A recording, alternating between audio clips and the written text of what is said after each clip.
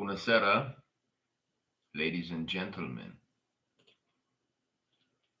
Ne-am hotărât că de această dată nu mai transmitem, am închis pagina de Facebook pentru totdeauna.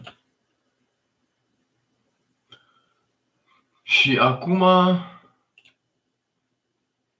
vom transmite doar pe YouTube.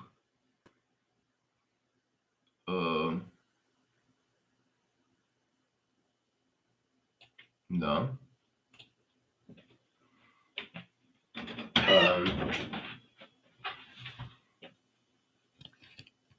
Vom fi doar pe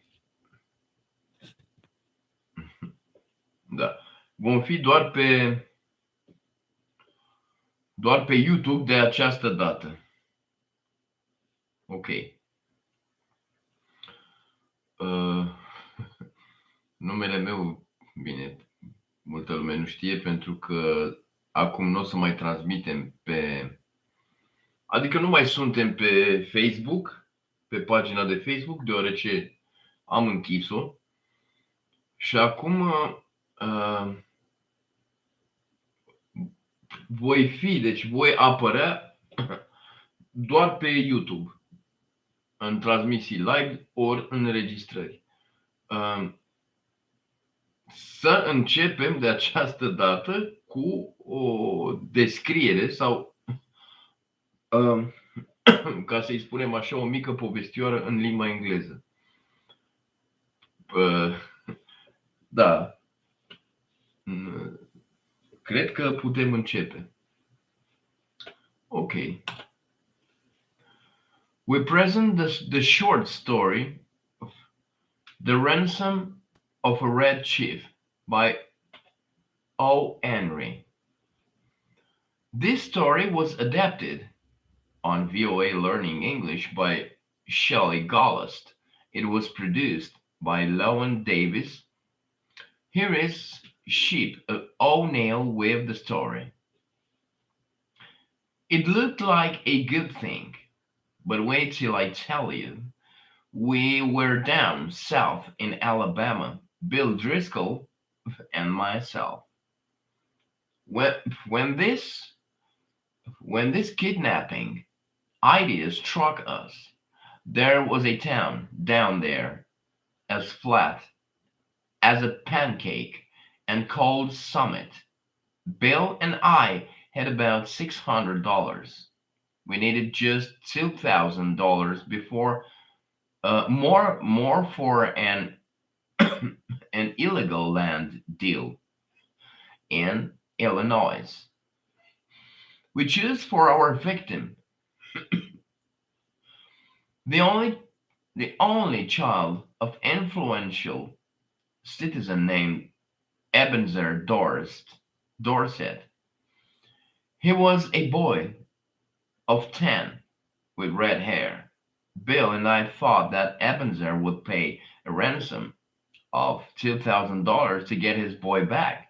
But wait till I tell you. About 2 miles from Summit was a little mountain covered with cedar trees. There was an opening on the back of the mountain. We stored our supplies in that cave. One night, we drove a horse and carriage past old Dorset's house. The boy was in the streets, throwing rocks at a cat on the opposite fence. One night, we drove a horse and carriage past old Dorset's house. The boy was in the streets, throwing rocks at the opposite fence. Hey, little boy, says Bill, would you like to have a bag of candy and a nice ride? The boy hits Bill directly in the eye with a piece of rock. The boy put up a fight like a wild animal. But at last we got him down in the bottom of the carriage and drove away. We took him up to the cave. The boy had two large bird feathers stuck in his hair. He points a stick at me and says, "Ha, paleface, do you dare to enter the camp of the Red Chief and terror of the plains?" "He'll right now," says Bill, rolling up his pants and examining wounds on his legs. "We're planning. We're playing Indian. I'm all hanged. The trapper Red Chief is captive. I'm going to be scalped at daybreak. By Geronimo, that kid can kick hard." Red Chief says, "I too," the boy. "Would you like to go home?" "Of what for?" says he. "I don't have any fun at home. I hate to go to school. I like to camp out." "You won't take me back home again, will you?" "Not right away," says I. "We'll stay here in the cave a while." "All right," says he. "That'll be fine. I'll never had such fun in all my life." We went, um, uh,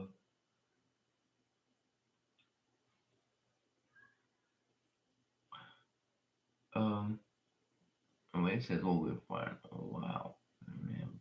All right, she said, "Well, never such as my life." We went to be about 11 o'clock. 11 o'clock, just at daybreak, I was awakened by a series of terrible screams from Bill. Reggie was sitting on Bill's chest, with one hand holding his hair. In the other he had a sharp knife. He was attempting to cut off the top of Bill's head based on what he had declared the night before. I got the knife away from the boy, but after that even Bill's spirit was broken. He lay down, but he never closed an eye again in sleep as long as that boy was with us. Do you think anybody will pay out money to get a little imp like that back home?" Bill asked. "Sure," I said. "A boy like that is just the kind that parents love. Now you and the chief get up and make something to eat while I go up on the top of this mountain and look around." I climbed to the top of the mountain. Over toward summit I expected to see the man of the village searching the countryside. But all was peaceful. "Perhaps," says I to myself, "it has not yet been discovered that he wolves have taken the lamb from the whole fold." I went back down the mountain. When I got to the cave, I found Bill baked up against the side of it. He was breathing hard, with the boy threatening to strike him with a rock.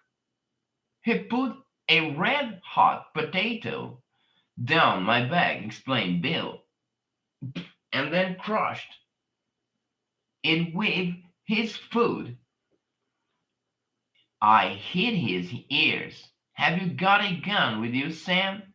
I took the rock away from the boy and ended the argument. "I'll fix you," says the Bill says the boy to Bill. No man ever yet struck the Red Chief but what he got paid for it. You better be careful. After eating, the boy takes a leather object with strings tied around it from his clothes and goes outside to cave, unwinding it. Then he heard a kind of shot. It was Red Chief holding his sling in one hand. He moved it faster and faster around his head. Just then, just then I heard a heavy sound and a deep breath from Bill. a rock the size of an egg, had, had hit him just behind his left ear.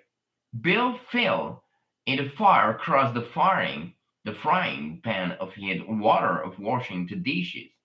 I pulled him out and poured cold water on his head for half an hour. Then I went out and caught that boy and shocked him. If your behavior doesn't improve, says I'll take you straight home.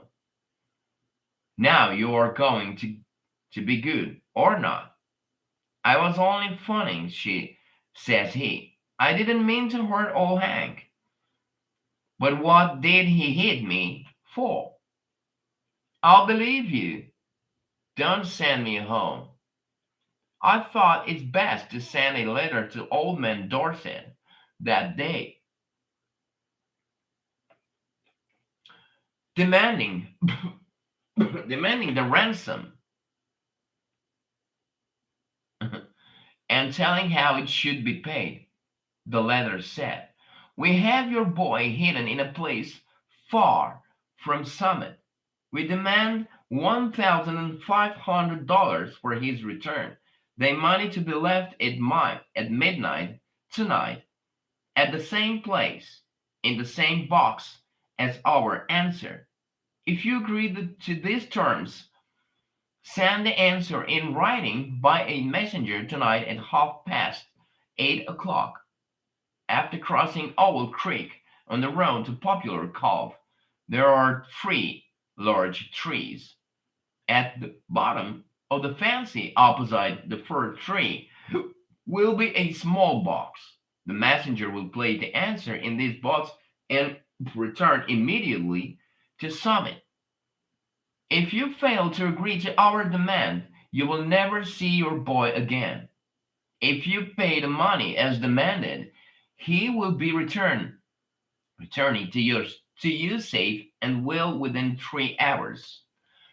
I took the letter and walked over Popular Cove. I then sat around the post office in the store. An old man three, an old man there says he hears Summit is all worried because the Ebenezer Dorset a boy having been lost or stolen. That was all I wanted to know. I mailed my letter and left. The postmaster said the mail carrier would come by in an hour to take the mail or on to Summit. At 8:30, I was up in the fir tree waiting for the messenger to arrive. Exactly on time, a half-grown boy rides up to the road on a bicycle.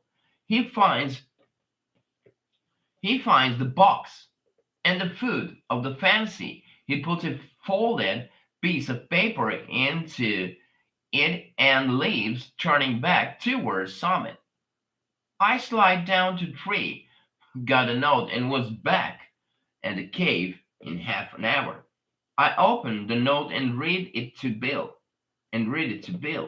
This is what it said. "Gentlemen, I received your letter about the ransom.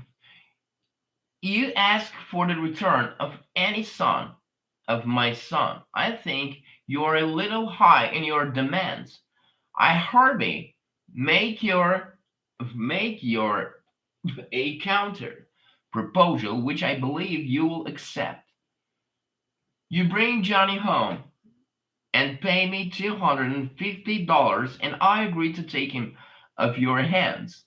You had a better come at night because the neighbors believe he is lost. And I could not be responsible for what they would do to anybody there, so bringing him back very respectfully, Evans and Dorset, great pirates of, Penzance, says I. A fallen nerve, but I looked at Bill and stopped. He had the most appealing look in his eyes I ever saw in the face of a of a dump, beginning very respectfully, of a dump or talking animal. Sam says he wants $250 after all. We've got the money. One more night of this boy will drive me crazy. I think Mr. Dorset is making us a good offer. You aren't going to let the chance go, are you? Tell you the truth, Bill, says I. This little lamb has got on my nerves too. We'll take him home, pay the ransom, and make our getaway. We took him home the night. We got him to go by telling him that by a father had bought him a gun, and we're going to hunt bears the next day. It was 12 o'clock. It was 12 o'clock when he knocked on Ebenezer's front door. Bill counted out $250 into Dorset's hand.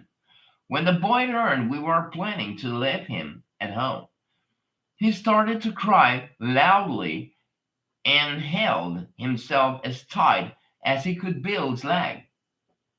His father pulled him away slowly. How long can you hold him? asks Bill. I'm not as strong as I used to be, says old Dorset. But I think I can promise you 10 minutes. Enough, says Bill. In 10 minutes I shall cross central, southern, and middle western states and be running for the Canadian border.